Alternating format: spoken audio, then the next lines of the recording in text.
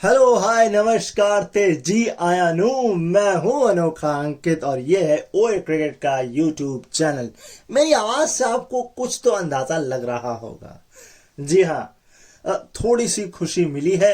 YouTube ने वापस से वीडियोस या ऑडियोस को सजेस्ट करना शुरू कर दिया है। इसे अगर मैं अकेले की मेहनत कहूंगा तो अहंकार कहलाएगा, इसलिए मैं ये नहीं कहूंगा ये मेरी अकेले की मेहनत है। ये आप लोगों के प्यार की और दुआओं की भी मेहनत है। कहीं ना कहीं आपने दिल के कोने में जरूर 1% दुआ जरूर मांगी होगी कि ये चैनल वापस चल पड़े। तो चल तो पड़ा है, लेकिन मैं कंपल्सिव नहीं हो सकता, क्योंकि अगर मैं कंपल्सिव हो गया तो फिर डाउन ना हो जाए। तो 1 महीने का चैलेंज तो मैं पूरा करूंगा, उसके बाद देखेंगे कि रेगुलर डालना है कि मंडे फ्राइडे वाले सिचुएशन पर वापस आना है। लेकिन अभी ऐसा ही चलेगा 1 तारीख तक एटलीस्ट। तो खैर, तो हम कर क्या रहे हैं? हम कर रहे हैं वुमेन्स T20 वर्ल्ड कप 2024 जो 3 तारीख से लेकर 20 तारीख तक UAE में होना बांग्लादेश में था, उसके फैक्ट्स बता रहे हैं। एक एक मैच दर मैच चल रहे हैं।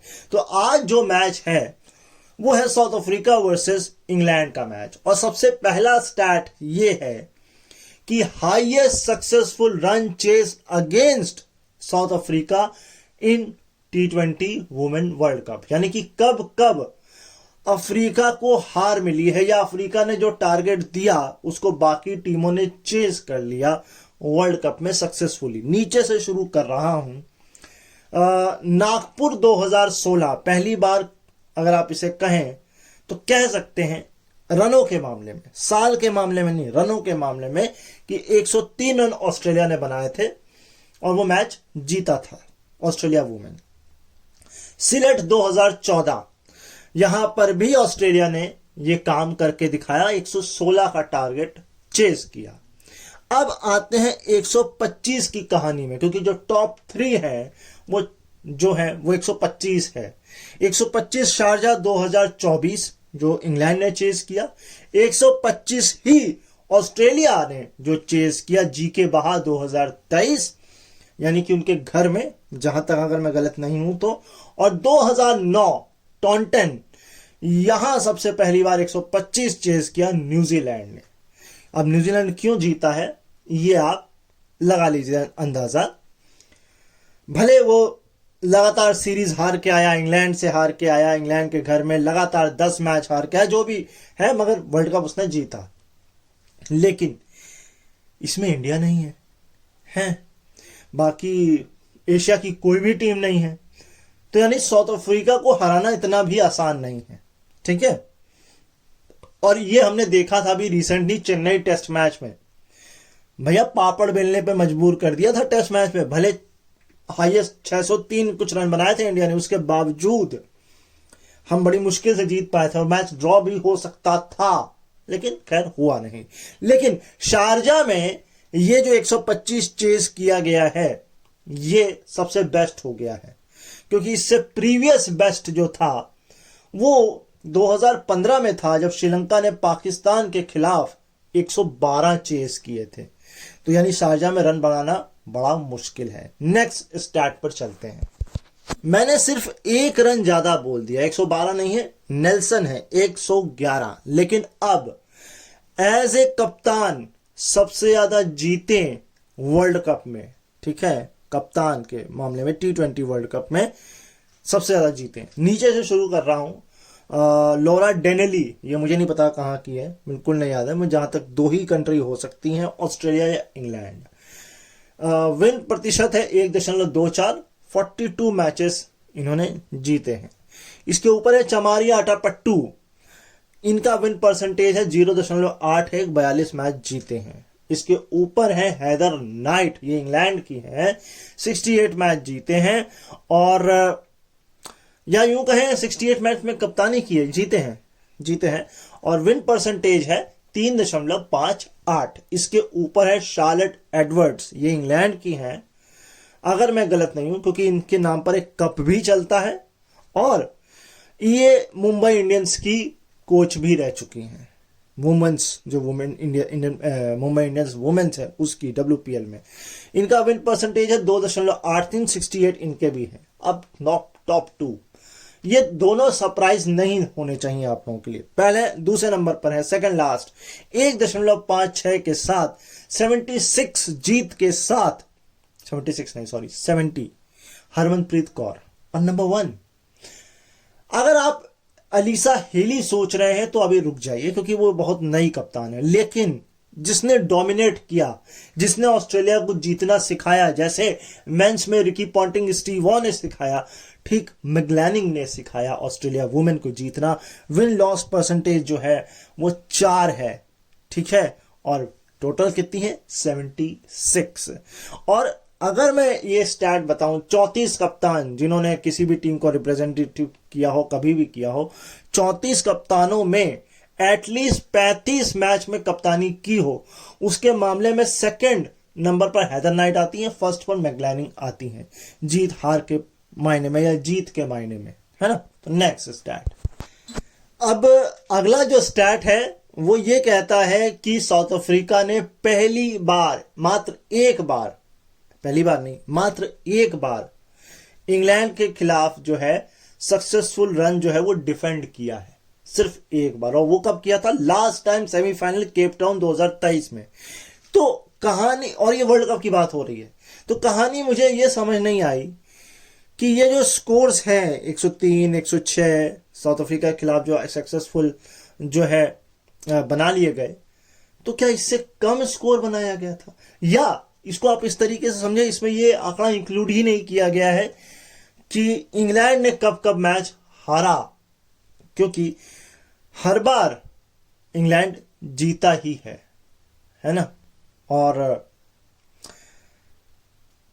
नहीं, मतलब मैं कंफ्यूज हो गया हूं, मैं थोड़ा सा क्लियर करता हूं। देखिए, ये जो आंकड़ा है जो लास्ट मैंने बताया, ये सक्सेसफुल डिफेंस है, लेकिन इंग्लैंड के खिलाफ साउथ अफ्रीका केवल एक ही बार डिफेंड कर पाया है, सिंगल टाइम, और वो लास्ट टाइम था।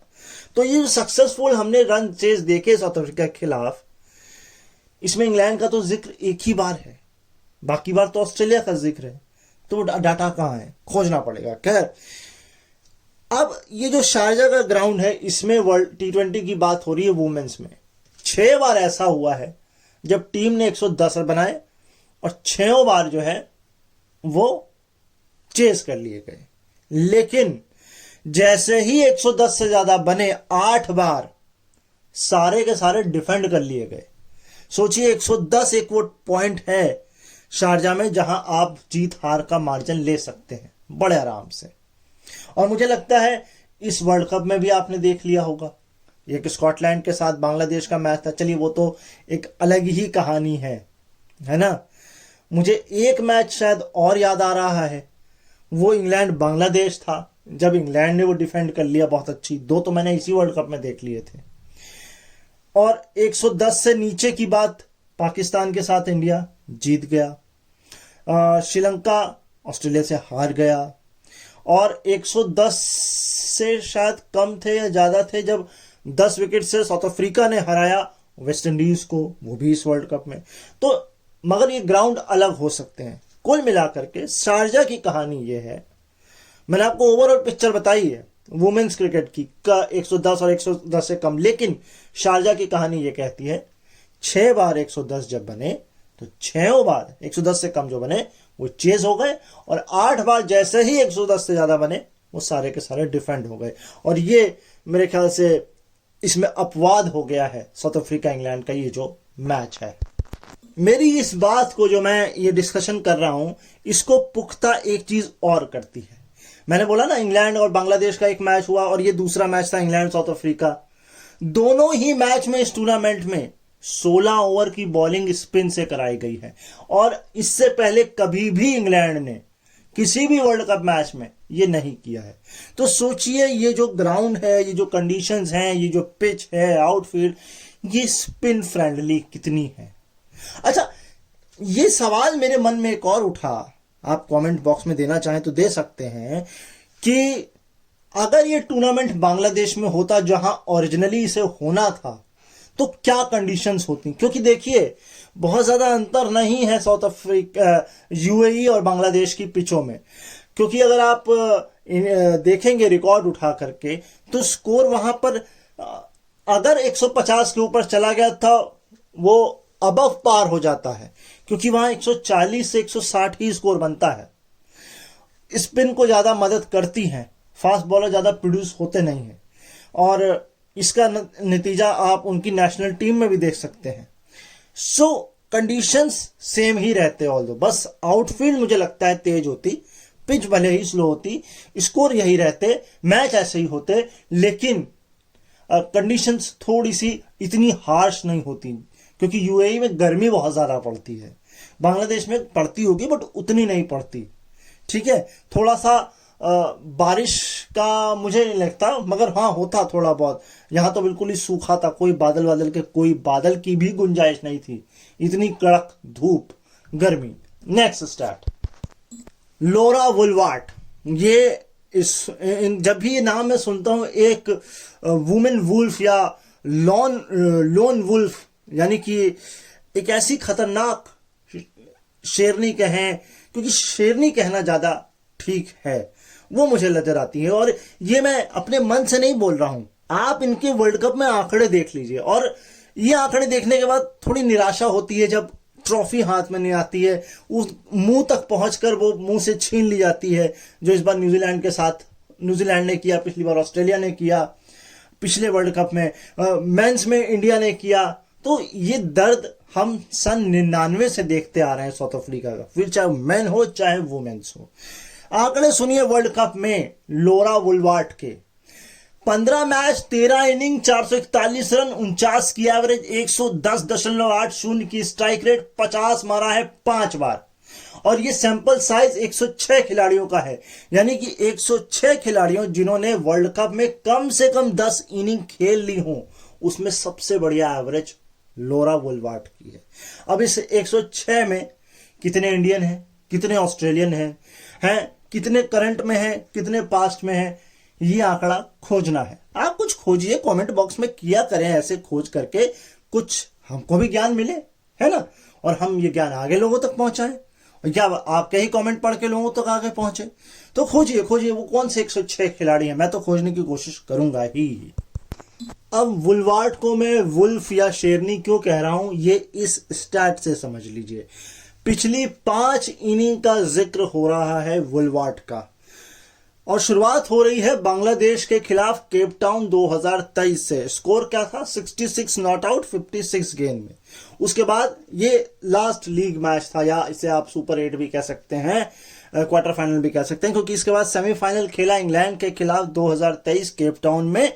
स्कोर यहां पर इन्होंने किया 53 रन 44 गेंद में। फिर फाइनल खेला ऑस्ट्रेलिया के खिलाफ, केप टाउन में ही था यह भी मैच ऑस्ट्रेलिया के खिलाफ, और यहां पर इन्होंने बनाए 61 रन 48 बॉल में।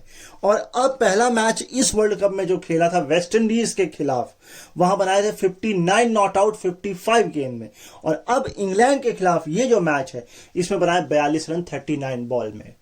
तो बना क्या, आपको क्या नजर आया? ये पहली ऐसी एकमात्र खिलाड़ी है जिन्होंने लगातार 5 बार 40 प्लस का स्कोर किया है।